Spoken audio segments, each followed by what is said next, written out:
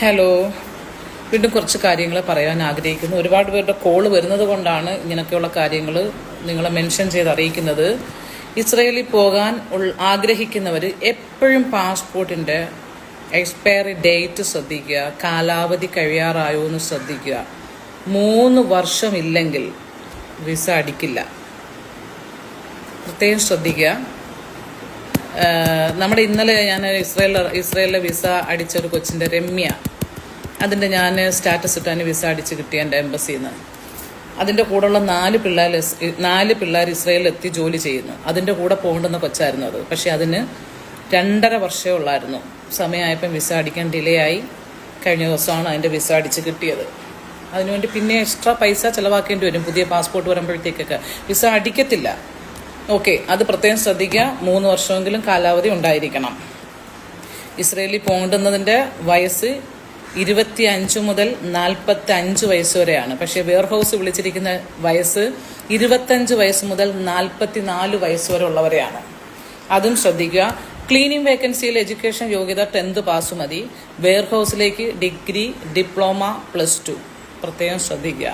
പിന്നെ വേറെ മെയിൻ ഒരു കാര്യം, ഇസ്രയേലിൽ പോകണമെങ്കിൽ പഴയ നമുക്ക് എത്ര പാസ്പോർട്ടുണ്ടോ അത്രയും പാസ്പോർട്ടും സബ്മിറ്റ് ചെയ്യണം. മറന്നു പോകരുത്. മിസ്സായിപ്പോയി, കളഞ്ഞു പോയി, നമ്മൾ പല കാരണങ്ങൾ പറഞ്ഞാണ് പുതിയ പാസ്പോർട്ടുകൾ എടുക്കുന്നത്.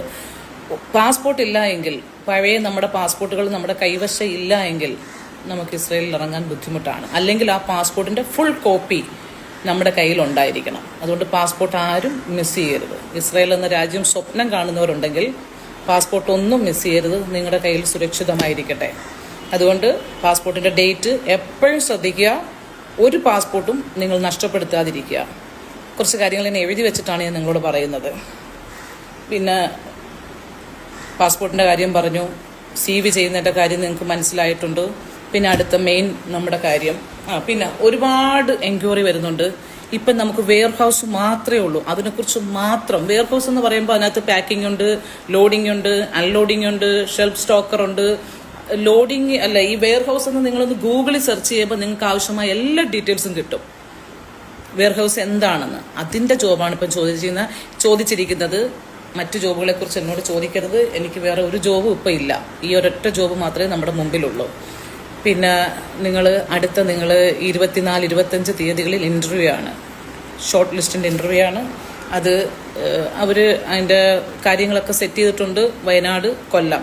അതിൻ്റെ ഡീറ്റെയിൽസ് എനിക്ക് കിട്ടാത്തതുകൊണ്ടാണ് ഞാൻ പറയാത്തത്. ഉടനെ നിങ്ങളുടെ മുമ്പിൽ ഞാൻ വീഡിയോ ആയിട്ട് വരുന്നതായിരിക്കും. ടാറ്റാ.